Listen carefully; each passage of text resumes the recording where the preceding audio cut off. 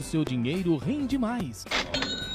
Fácil de encontrar. Na rua Doutor Silva Pinto, número 210, no centro, em frente à Santa Casa. Ligue 4693-3267.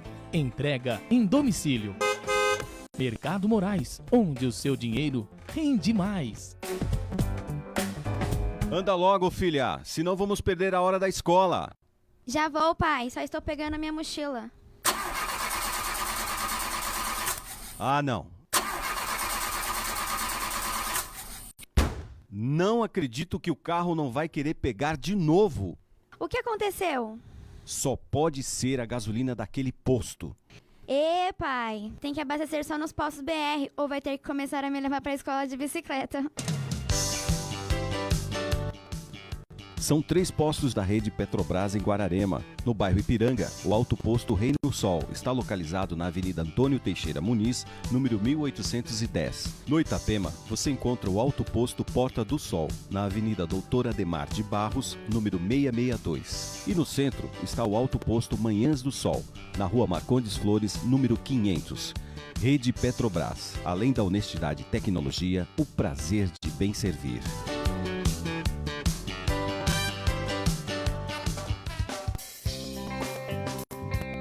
Começa agora na Mega FM o programa Espertos como Serpentes, com a apresentação de José Freire, fatos do cotidiano, variedades e conselhos para o público jovem. Você acompanha aqui.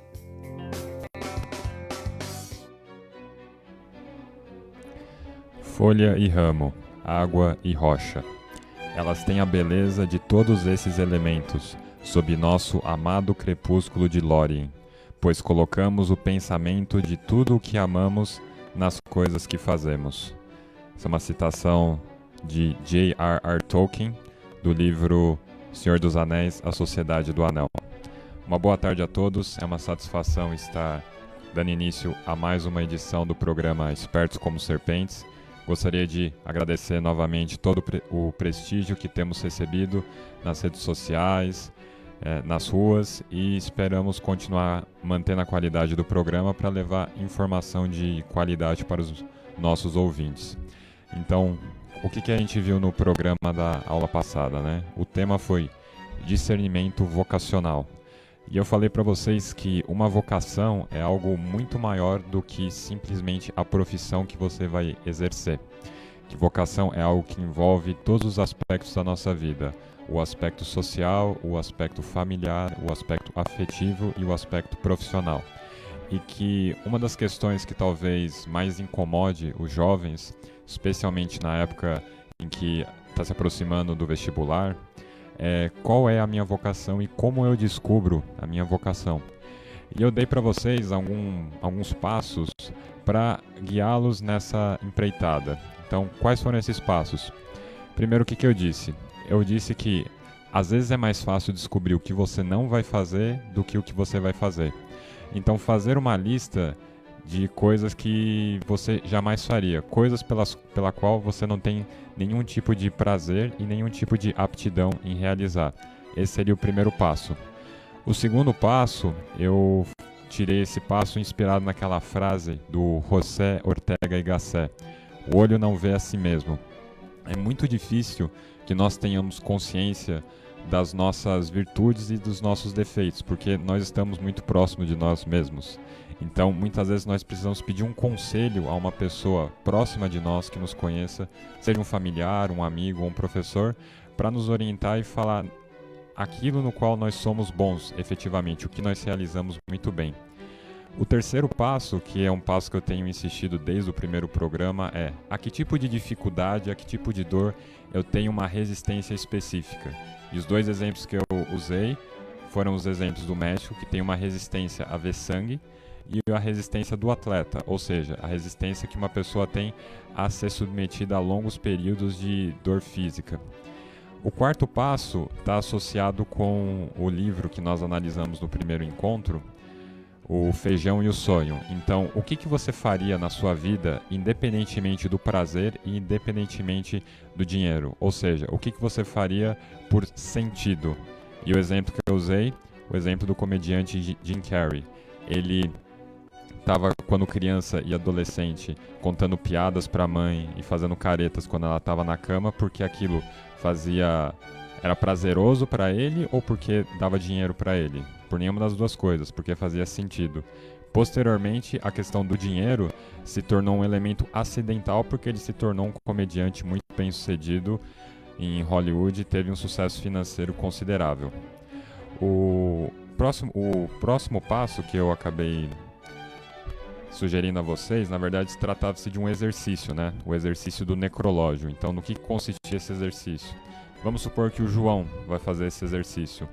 O João vai supor que ele morreu e que Carlos, que é o amigo dele, está escrevendo para uma terceira pessoa desconhecida, o André, porque a vida do João foi uma vida digna de ser vivida. Ou seja, o João vai pensar no seu eu ideal, pensar que ele realizou todas as suas metas, que ele se realizou o seu pleno potencial na sua vida, em todos os campos, afetivo, familiar, profissional, etc. Por quê? Porque com esse necrológio, com uma imagem clara de quem você quer ser, você pode se orientar muito bem e descobrir o que você vai ser, especialmente no âmbito profissional. Muito bem, já que nós estamos falando durante todos esses programas sobre discernimento vocacional, sentido, vocação, hoje eu vou tratar especificamente do tema do trabalho. E o que a gente precisa pensar sobre o trabalho? Bom, é que na cultura brasileira, isso não é de hoje, o trabalho não é algo socialmente valorizado, especialmente o trabalho manual. Então, eu vou ler aqui um breve trecho desse livro, excelente livro que eu recomendo que todos leiam, Mauá, Empresário do Império, do historiador e jornalista Jorge Caldeira, que vai falar sobre um episódio bem característico na cidade do Rio de Janeiro, em meados do século XIX. O Dr. C conta que um jovem prefere morrer de fome a abraçar uma profissão manual. Diz que há alguns anos aconselhou uma pobre viúva que tinha 2 filhos rapazes, um de 14, outro de 16 anos, a encaminhá-los em ofícios. A viúva ergueu-se, deixou a sala e nunca mais falou com ele, embora tivesse fornecido gratuitamente seus serviços profissionais à família durante 8 anos. Recentemente foi abordado por um funcionário do departamento de polícia que se deu a conhecer como o filho mais velho da viúva, que revelou ter um cargo satisfatório. Ser empregado no governo, na polícia, é honroso, mas descer abaixo de empregos no governo, mesmo para ser negociante, é degradante. Então a gente percebe que, ao menos desde o século XIX, mas isso vem desde a fundação do Brasil, o trabalho, especialmente o trabalho manual, ele não é algo valorizado. O Brasil é o país em que todo mundo quer ser funcionário público. Por quê? Bom, existem pessoas que efetivamente são vocacionadas a isso. E todo funcionário público sério e comprometido sabe que é muito difícil você realizar tudo o que você precisa realizar no dia em 8 horas. Então, quem é funcionário público vocacionado e sabe que tem que realizar um trabalho sério, em geral, trabalha mais do que 8 horas e não raramente leva trabalho para casa se necessário. Agora, muitas pessoas buscam o funcionalismo público simplesmente porque não têm ideia do que mais podem fazer e por uma questão de comodismo, porque tem a ideia de que vão trabalhar pouco e ganhar bem. Uma mentalidade que, convenhamos, é bem medíocre e contribui negativamente para a situação econômica e para o caos social que se instalou no Brasil, não é? Então, você tem esse traço lamentável da cultura brasileira de não valorizar o trabalho. E quando eu falo não valorizar, não estou falando assim, trabalhar muito e trabalhar pouco. É a própria atitude de trabalhar. Quantas vezes você já não ouviu, ou talvez você mesmo tenha proferido a frase: bom, se eu não tivesse que trabalhar, eu não trabalharia. Bom, mas qual o problema disso, né? Bom, o problema é que simplesmente é por meio do trabalho que você coloca comida na sua mesa, que você se veste, que você dá apoio a uma série de organizações da sociedade civil que lutam por uma série de causas, maus tratos contra os animais, causas ambientais, etc. Então a pessoa que se nega, que tem desprezo, ojeriza pelo trabalho, isso está gerando um impacto negativo, não somente na vida dela, dos próprios familiares, mas tem um impacto sistêmico em toda uma economia, não? E além disso, tem uma questão que é ainda mais grave, que é a seguinte, como eu disse, venho dizendo já, o trabalho é um dos meios pelo qual você realiza a sua vocação. Então, a pessoa que não tem uma atitude positiva com relação ao trabalho vai estar condenada a uma existência medíocre durante toda a sua vida, porque ela não tem a atitude necessária para ter um impacto positivo na vida das outras por meio da prestação de algum tipo de serviço. E, novamente, esse trabalho ele não necessariamente é um trabalho profissional, ele pode ser um trabalho doméstico, pode ser um trabalho voluntário, pode ser um trabalho pastoral. São todos trabalhos assim muito dignos de serem realizados e que podem e devem gerar um impacto positivo na vida das pessoas. Mas da onde que vem historicamente, se a gente pudesse identificar algum ponto que deu ensejo a essa atitude com relação ao trabalho de rejeição? Bom, sem dúvida a escravidão tem muito a ver com isso, né? O Brasil foi o penúltimo país da América Latina, não somente, não, na verdade da América toda, a abolir a escravidão, em 1888. O último país acabou sendo Cuba, na virada do século XIX para o século XX. Então, a escravidão é algo ainda muito recente na nossa mentalidade. E para mim fica muito claro que nós, brasileiros, temos por herança uma mentalidade escravista. Ou seja, a gente sempre quer empurrar o trabalho para ser realizado por outra pessoa. E nós não temos o mesmo apreço pelo trabalho manual. Como foi lido aqui no trecho, trabalhar para o governo, ter algum título é algo muito bem visto, mas o trabalho manual, aquele que é realizado no âmbito do mercado, as pessoas não têm apreço por esse tipo de trabalho. Isso é algo absolutamente lamentável. E como que nós identificamos essa atitude do brasileiro com relação ao trabalho? Bom, a gente pode identificar isso na própria cultura. No início da década de 40, o governo dos Estados Unidos estava profundamente empenhado, no âmbito do que se chamou política da boa vizinhança, a estabelecer uma relação diplomática amistosa com seus vizinhos latino-americanos, por conta do medo de que ideias nazistas e comunistas se infiltrassem na América Latina e ganhassem força. Então você tem uma série de esforços por parte dos Estados Unidos de se aproximar diplomaticamente desses países. Obviamente, do ponto de vista até territorial, o Brasil, na América Latina, é um país estratégico. Então, no início da década de 40, a equipe do Walt Disney veio aqui para o Brasil, visitou alguns lugares e eles ficaram muito encantados com o Rio de Janeiro. E com base no que eles viram no Rio de Janeiro e nos lugares que eles visitaram, eles conceberam um personagem que acho que fez parte da infância de muitas pessoas de uma geração anterior, que é o Zé Carioca. Quem que é o Zé Carioca? É aquele papagaio malandro que não quer saber de trabalhar. Ou seja, percebam a visão que o estrangeiro que vem ao Brasil tem do brasileiro. É um malandro que não quer trabalhar. Talvez possam dizer, isso é uma visão preconceituosa. Sim, mas em que medida talvez esse preconceito tenha fundamento com base naquilo que é praticado diariamente na nossa sociedade? Aquele sujeito que sempre chega aqueles 15, 20 minutos atrasado, sai 15, 20 minutos antes, que estende sempre aquele almoço de 1 hora para 1h30, que está sempre levantando da mesa para conversar, para pegar água, ou seja, aquele sujeito que encontra todos os empecilhos do mundo possíveis para não trabalhar. E como eu disse, o grande problema disso é você tá privando muitas vezes você mesmo e a sua família de ter um sustento melhor, porque se você fosse mais empenhado, você poderia ganhar um salário melhor, estar melhor colocado, e você também está se condenando a ter uma existência um tanto quanto medíocre, porque você não vai conseguir realizar plenamente a sua vocação se você não trabalhar com seriedade. Agora, essa mentalidade, ela existe, mas ela foi em alguma medida diminuída por conta de duas coisas.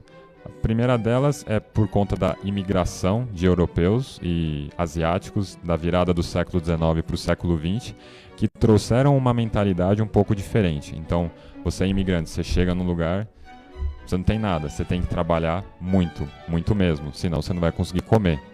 Então, por meio dos imigrantes japoneses, italianos, espanhóis, poloneses, alemães, você teve uma certa cultura do trabalho que passou a ser difundida na cultura brasileira. E posteriormente, com a vinda de multinacionais americanas, canadenses e europeias, a partir principalmente da década de 30, 40 e 50, no mundo corporativo, no mundo financeiro e no mundo do direito, você começou a ter uma cultura do trabalho amplamente difundida. Tanto é que, se você for para São Paulo, é muito claro você ver quão vibrante é aquela cidade, porque as pessoas lá trabalham e trabalham muito. Não necessariamente trabalham por amor, porque querem, mas ao menos elas sabem que têm que trabalhar e buscam realizar um trabalho de qualidade. Então, a gente tem, digamos assim, duas atitudes muito distintas que estão dissolvidas na cultura brasileira com relação ao trabalho. E, além do Zé Carioca, tem dois personagens dos quadrinhos que representam muito bem essa distinção entre o preguiçoso e o workaholic. O que é o workaholic? Aquele sujeito que vive para trabalhar, não trabalha para viver. Então, acho que todos aqui conhecem a figura do Tio Patinhas, que é o pato mais rico e o mais sovina do mundo. E muitos aqui também conhecem um dos seus sobrinhos, o Pato Donald. Mas talvez um outro parente do Tio Patinhas que não seja muito conhecido é o seu sobrinho Gastão. Quem que é o Gastão? O Gastão, ele é o ganso mais sortudo do mundo. E como o próprio nome dele sugere, é um ganso gastador, que não gosta muito de trabalhar e está sempre na casa do Tio Patinhas pedindo dinheiro para que ele possa gastar. Agora, tanto o Gastão como o Tio Patinhas, eles representam dois tipos de vícios com relação ao trabalho. O primeiro vício é o vício da preguiça, que é o vício do Gastão, e o vício do Tio Patinhas é o vício da avareza, aquele sujeito mão fechada que dá tchau com a mão fechada e não quer compartilhar nada com ninguém. E se você for ver, ambos os vícios têm como raiz uma falta de caridade para com o próximo. Por quê? Aquele sujeito que é preguiçoso, vamos supor alguém que saiba tocar muito bem um instrumento, que saiba contar histórias, que saiba ensinar muito bem, que pinta muito bem uma casa e não dá o seu melhor por uma questão de preguiça, ele está privando o próximo daquilo que ele pode oferecer de melhor. Então a casa não vai ser pintada tão bem, o instrumento não vai ser tocado tão bem, as histórias não serão tão bem contadas, etc. Da mesma maneira, o sujeito que é avarento, ele está deixando de beneficiar as outras pessoas com o fruto do seu trabalho. Então, ao invés de dar apoio a um tipo de causa humanitária, seja ela qual for, mandando dinheiro ou dedicando o seu próprio tempo nisso, ele prefere direcionar esse dinheiro para alguns divertimentos que podem ser lícitos ou não, ou para investimentos que também podem ser lícitos ou não. Então a gente vê na raiz da cultura brasileira essa tendência tanto à preguiça, que é algo que está mais presente, que está muito mais ligado à nossa história, e essa outra tendência que também constitui um vício, que é o vício da avareza, Gastão e Tio Patinhas. Como que a gente soluciona essa aparente contradição? A gente vai ver melhor isso no próximo bloco.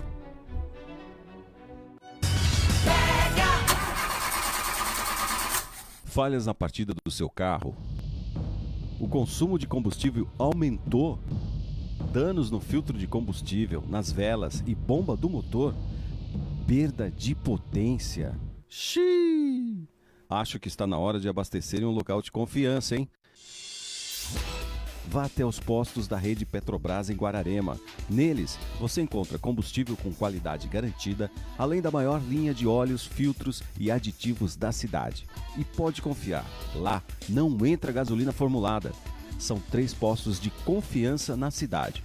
No bairro Ipiranga, o Alto Posto Reino Sol está localizado na Avenida Antônio Teixeira Muniz, número 1810. No Itapema, você encontra o Alto Posto Porta do Sol, na Avenida Doutor Ademar de Barros, número 662. E no centro está o Alto Posto Manhãs do Sol, Rua Marcondes Flores, número 500. Rede Petrobras. Além da honestidade e tecnologia, o prazer em bem servir. Mega FM. Você sabe o que rola aqui na Mega, domingo, às 10 da manhã? Programa Mega Festa. Produção e apresentação, Gomes Mazurca. Programa Mega Festa, domingo, às 10 da manhã. Vem pra festa! Graxinha Autopeças e a hora certa. 12:50. Mega FM, sempre ligado em você. Então, voltando como eu havia dito no bloco anterior, como que a gente resolve essa contradição entre esses dois vícios com relação ao trabalho? O Gastão, ou seja, o vício da preguiça, em contraste com o tio Patinhas, o vício da avareza. E a gente tem que fazer a seguinte pergunta: qual que é a virtude associada ao trabalho? E a virtude associada ao trabalho se chama laboriosidade. O próprio fato, às vezes, de não conhecer uma palavra já diz muita coisa. Se a gente não conhece a virtude, a palavra que descreve a virtude associada ao trabalho, é realmente o sinal que, no nosso imaginário, trabalho e virtude são coisas distintas. Mas, na verdade, o que eu quero mostrar com a ideia do sentido do trabalho na vida cotidiana? Que um dos fins, um dos sentidos do trabalho é justamente a formação de virtudes, ou seja, assumindo a atitude correta com relação ao trabalho, você pode se tornar uma pessoa melhor e fazer com que as pessoas ao seu redor estejam melhores, por meio da prestação de um serviço de qualidade, por meio das habilidades de relacionamento que você tem que desenvolver com outras pessoas, por meio do exercício da paciência, da pontualidade, da perseverança e etc.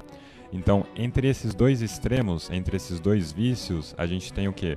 A reta medida da virtude. Entre a preguiça e a avareza, nós temos a reta medida do quê? Da laboriosidade. E com isso, a gente começa a entender um pouco mais do sentido do trabalho na vida cotidiana. Eu já falei um deles, né? Então, o trabalho é um meio de você formar virtudes. Para que você trabalhe e trabalhe bem, você precisa o quê? Ser uma pessoa pontual, você precisa ser uma pessoa perseverante e precisa ser uma pessoa ordenada. Você precisa se vestir de determinada maneira, se portar de determinada maneira, se relacionar de determinada maneira. Trata-se de um esforço de ser uma pessoa melhor no relacionamento com seus clientes, com seus colegas de trabalho e também ser uma pessoa mais qualificada tecnicamente, ou seja, você tem que prover um serviço de qualidade. Novamente, seja ele de natureza qual for, tanto de cunho intelectual como de cunho manual.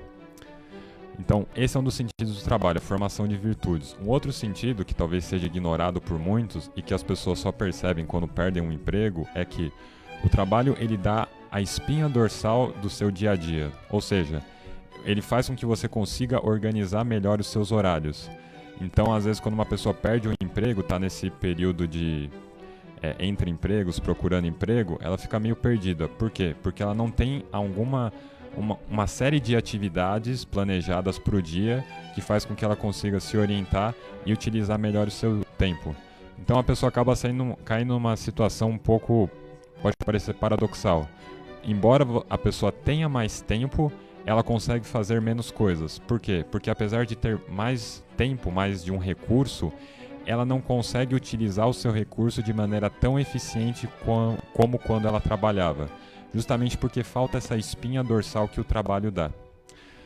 O segundo sentido, um outro sentido para o trabalho, que já foi discutido nos outros programas, é o seguinte: o trabalho é o meio pelo qual você se sustenta e consegue sustentar outras pessoas.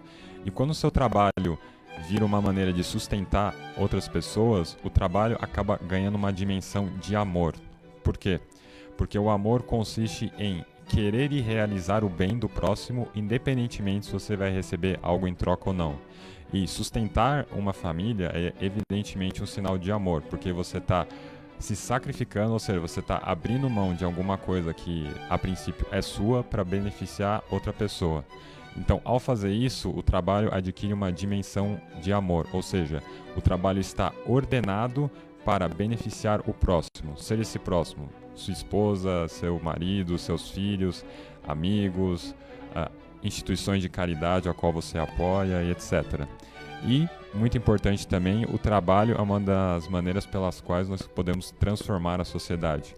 Por isso que eu digo, quando eu digo trabalho, é um trabalho muito abrangente. Ele abrange tanto o trabalho profissional, doméstico, social, voluntário, etc. E todas essas atividades são dignas de serem realizadas e devem ser dignificadas diariamente por todos aqueles que a realizam. Porque é justamente por meio desse conjunto de esforços ordenados na busca da boa prestação de serviços que a gente vai conseguir transformar a sociedade na qual nós vivemos.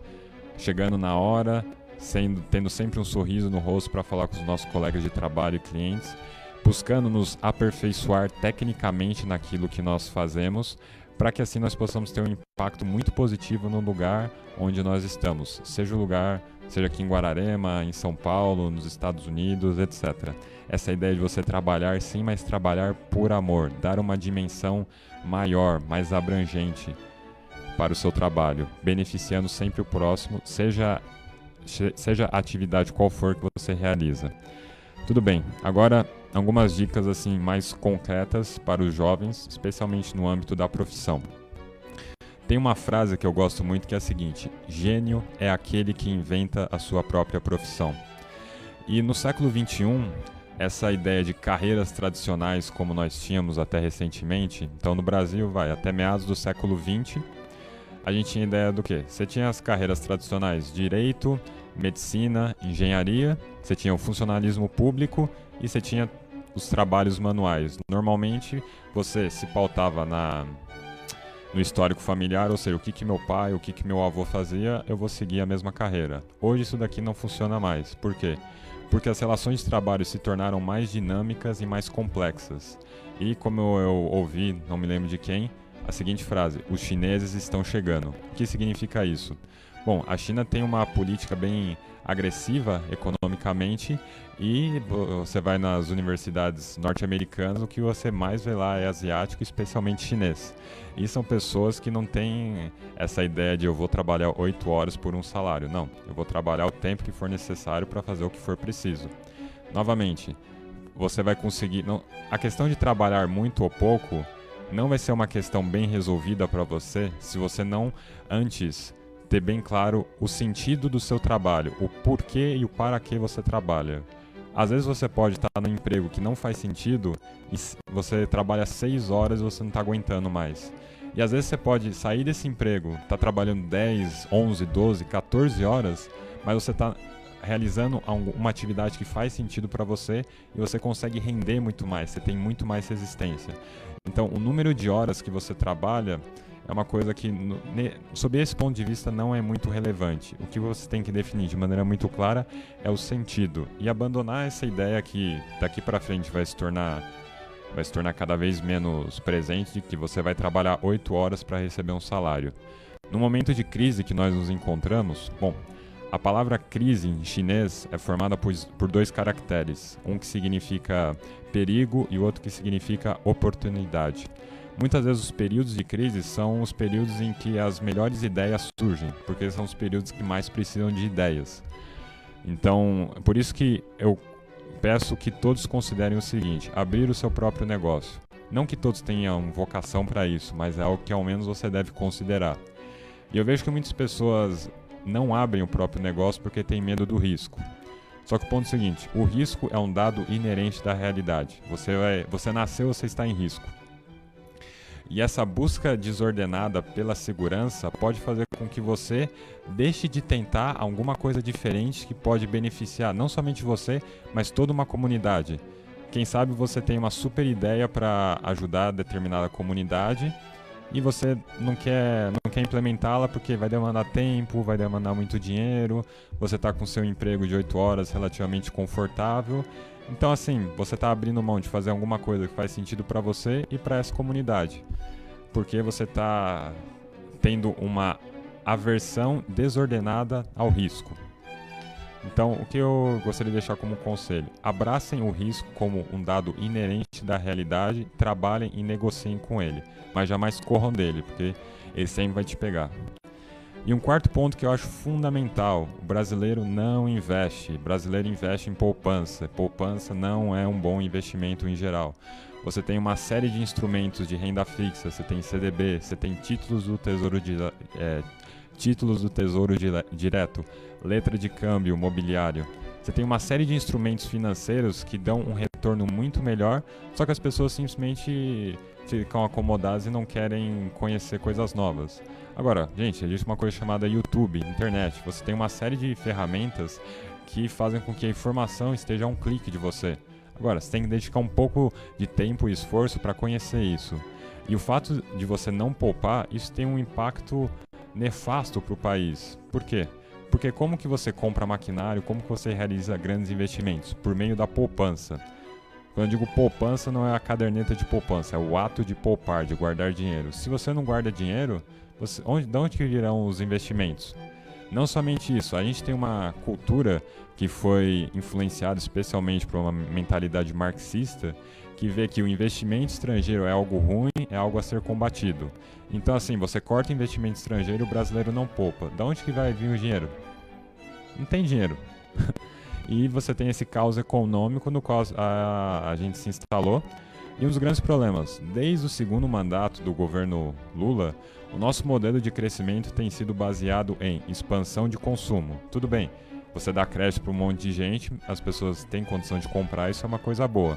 Mas você está olhando só para o lado da demanda da economia. E o lado da oferta, nossa infraestrutura, nossas estradas, nossos portos, nossas ferrovias, como é que estão? Como é que está o nosso sistema educacional?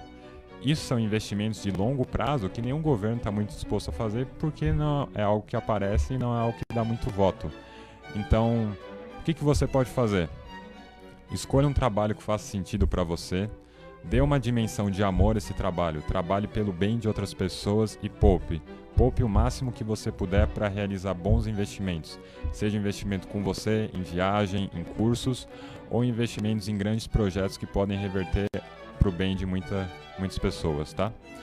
Para finalizar o programa de hoje, eu gostaria de deixar aqui uma reflexão sobre a atitude que nós tomamos com relação ao nosso trabalho.